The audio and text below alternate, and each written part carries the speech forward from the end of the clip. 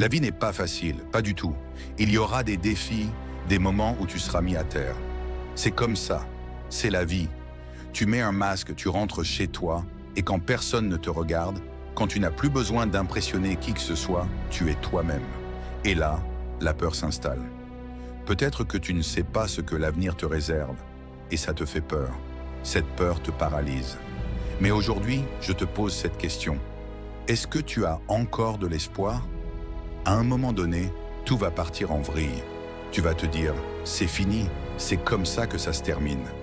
Et là, tu as deux choix. Soit tu acceptes cette situation, soit tu te mets au travail.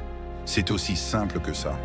Tu commences, tu résous un problème, puis un autre. Peu importe combien de fois tu es mis à terre dans la vie, parce que ça arrivera. La seule chose qui compte, c'est que tu te relèves. Tu dois te relever. Quelle que soit l'épreuve que tu traverses en ce moment, elle n'est pas là pour rester. Elle est là pour passer. Parfois, tu dois juste faire une pause, te recentrer sur toi-même, prier, méditer, recharger tes batteries. Prends du recul, clarifie ton esprit, puis reviens avec un nouveau regard. Ne prends pas de décision sous l'emprise de tes émotions. Nous sommes des êtres émotionnels, mais tu dois apprendre à discipliner tes émotions. Si tu ne les contrôles pas, elles te contrôleront. Tu n'as pas besoin de faire d'efforts pour penser négativement, pour être déprimé, pour te dévaloriser ou pour te sentir coupable. Ton esprit est programmé pour ça, il le fera automatiquement.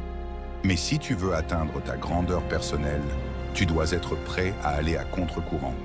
Tu dois être prêt à canaliser ta volonté et dire « Malgré tout, je garde le contrôle. Je ne vais pas laisser ça m'abattre. Je ne vais pas laisser ça me détruire. Je reviens plus fort. Tu veux savoir ce que je veux ? Je veux être un diamant.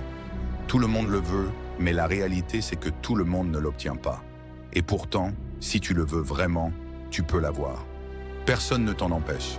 C'est une question de volonté, de travail acharné, de sacrifice, de dévouement et d'engagement.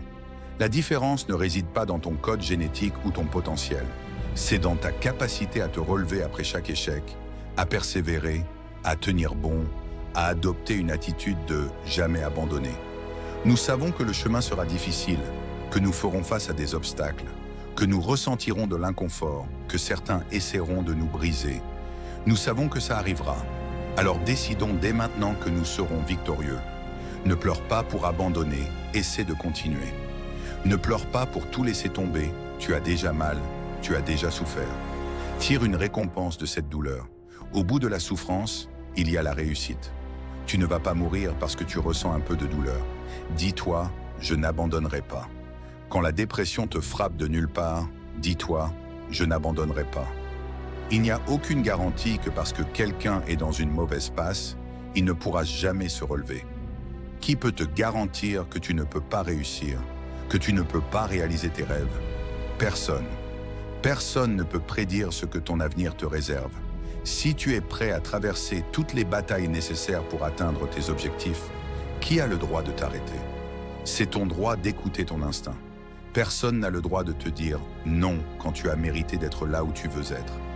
Tout ce que nous avons à faire, c'est de regarder nos rêves en face et de nous préparer à affronter notre destin. Peu importe si tu es malade, peu importe ce que tu traverses, si tu n'es pas mort, ce n'est pas encore fini pour toi. Tant que tu te réveilles, tu es encore dans la course. Tant que tu es en vie, tu peux encore y arriver. Tant qu'il y a du souffle dans tes narines, tu es encore dans le jeu. Tu peux encore gagner. Alors, lève-toi et vas-y.